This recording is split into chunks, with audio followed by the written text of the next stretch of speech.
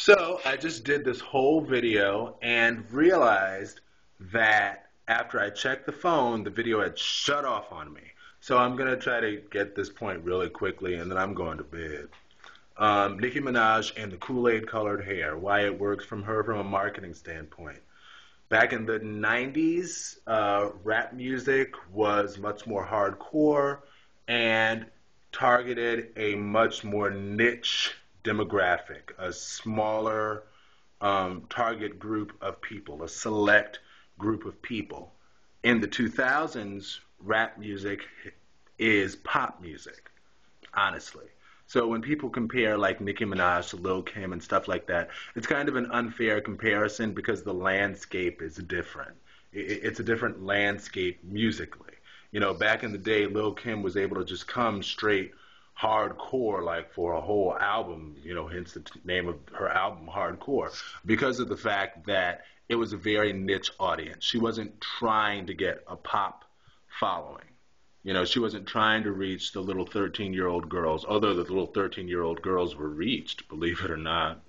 Yeah, because when Lil Kim was out, well, whatever. Yeah, the little 13-year-old girls were reached, but or bigger, I should say. But the little 13-year-old girls were reached, but that wasn't her target demographic, you know. But Nicki Minaj now rap music is pop music, so that sort of is her target demographic. And even though she's a hard,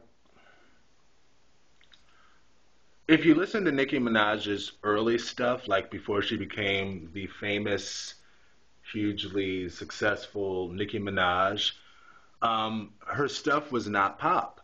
It was not. It was regular, I guess you could say, hardcore rap music, honestly. And it was not pop. But what they did at Young Money, and it was smart, was they, well, it was smart to the extent that it made money, you know, whether or not it's exactly what Nicki Minaj wanted might be another story, but I don't know. Like, she might have wanted it to the extent that she was like, this is a really good idea and this will work. But whether or not it's how she envisioned her career might be something different. But when it comes to the pop audience, you can't nowadays come just hardcore on a whole album like that. So that's why I think it's unfair when people try to compare Nicki Minaj to Lil Kim and say she doesn't level up. It's a completely different landscape. Completely different landscape. You can't compare the two. So anyway, I think the multicolored hair helps to have people, it all goes with the image and like how she'll pepper on an album. Oh, let me also say this. I'm a Nicki Minaj fan. I do, I still jam that album, Roman Reloaded. That was the name of the song, Roman Reloaded. I still jam the album Roman Reloaded. That's my stuff. I'll jam it through her hardcore stuff on that album and her pop stuff on that album. Hey, you, jump in this ride. It's real nice. It's slippery inside. Why, Sky, come get this pie. Anyway, like, I like that. And I'll also give the whole, I bees in the trap, bees in the trap. Pimpin' ain't slick and they ain't saying nothing. Anyway, I dig that as well. So I'm a Nicki Minaj fan. But I'll also acknowledge that the reason she peppers those pop songs in with those harder core songs is because it's a different landscape. She can't come hardcore on a whole album and still maintain a pop fan base. She has to pepper it in. And that's also why she has the Taste the Rainbow Kool-Aid Skittles colored hair, because of the fact that it helps people not take her as seriously. And that's a deliberate move. And the reason that I hesitate to say whether or not she is in favor of it is because I can tell that Nicki Minaj is a serious artist and she takes her stuff seriously. But I'm sure she's completely aware of the fact that that multicolored hair, that green, blue, purple hair the goal of it is to have people not take her too seriously. So when she comes with the harder chord songs, that it won't it won't be too abrasive for her, 12-year-old girl living in the suburbs fan base. It can be potentially mom approved. So that's sort of the deal there. And that's also part of the reason that she's able to sell more albums, because she is able to do that mix. And that's one thing that I did respect about Roman Reloaded, Pink Friday Roman Reloaded, was the fact that she does have that variety in there. And I respect artists who have a variety of sounds in their music. Like, some people feel as though it's diluting her sound. Kinda, yes, but deliberately so, and perhaps intelligently so, because it helps her reach a wider audience. However, I feel as though at this point that's kind of working against her to an extent. Like, I remember when I saw the interview of her on Power 105, with Charlemagne and the whole crew. I'm sorry, I don't remember their name. I was going to say those other two, but that would seem disrespectful. I'm not trying to disrespect them. DJ Envy and Angela Yee. There you go. Charlemagne, DJ Envy, Angela Yee. You could tell that she was sort of stressed out, just like largely because of the fact, I mean, because people talk about that interview and how they were like, yeah, they should have looked at her album in advance and known such and such, and they should have bought her perfume in advance and such and such. I think Nicki Minaj really was just making a big deal about it because she was really just stressed in general. And you could just tell, as far as the Re-Up album is concerned,